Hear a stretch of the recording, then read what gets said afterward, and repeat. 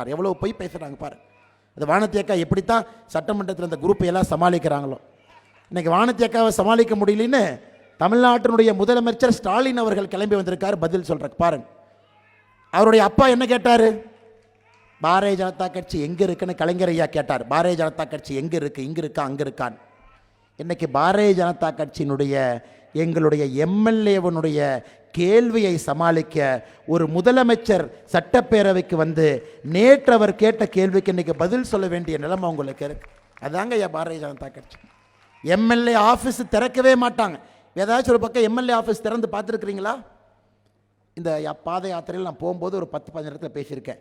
இந்த MLA office MLA வந்து 2 வருடம் ஆகிறது சில இடத்துல பேசியிருக்கிறாங்க. இங்கே எம்எல்ஏ வந்ததே இல்லை, இந்த ஆஃபீஸ் எம்எல்ஏவே பார்த்ததில்லை, இந்த ஆஃபீஸ் திறந்த பிறகு பூட்டு தான் போட்டிருக்கேன். ஆனால் இங்கே ஒரு எம்எல்ஏ 234 எம்எல்ஏல ஒரு எம்எல்ஏ சொல்கிறாங்க, என்னங்க திறக்கிறது, என் ஆஃபீஸ் ஐஎஸ்ஓ வாங்கியிருக்கிறேன், எப்போ வேண்டுமானாலும் யார் வேண்டாலும் வரலாம். இதாங்க ஐயா பாரதிய ஜனதா கட்சி. புதுமை எப்பொழுதுமே இருக்கும், எப்பொழுதுமே ஒரு படி முன்னாடி யோசிப்பாங்க, பழையதை ஏற்றுக்கவே மாட்டாங்க, இன்னும் முன்னாடி செல்லலாமா, மக்கள் பணியை இன்னும் வேகப்படுத்தலாமா. ஐஎஸ்ஓங்கிறது என்னங்க ஐயா? குவாலிட்டி மேனேஜ்மெண்ட் சிஸ்டம் ஐஎஸ்ஓ 901 என்னங்க அது? நீங்கள் எம்எல்ஏ ஆஃபீஸ்க்கு ஒரு பெட்டிஷன் கொடுத்தீங்கன்னா இந்த நாளுக்குள்ள அந்த பெட்டிஷனுக்கு நாங்கள் நடவடிக்கை எடுப்போம் என்பதை உறுதி செய்வது ஐஎஸ்ஓ. மற்ற ஆஃபீஸில் பெட்டிஷனே வாங்க மாட்டாங்க ஐயா.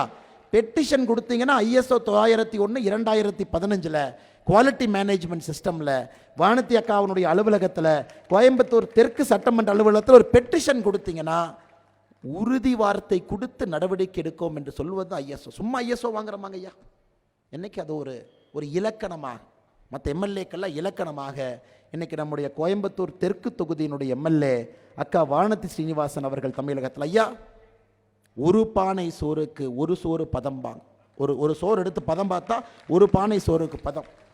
2026 234 எம்எல்ஏக்களுக்கு ஒரு சோறு பதமாக இருக்கக்கூடிய அக்கா வானதி ஸ்ரீனிவாசன் அவர்களுக்கு நன்றி கலந்த என்னுடைய வாழ்த்துக்களை வணக்கங்களை தெரிவித்து செய்திகளை உடனுக்குடனும் துல்லியமாகவும் தெரிந்து கொள்ள சப்ஸ்கிரைப் பண்ணுங்க.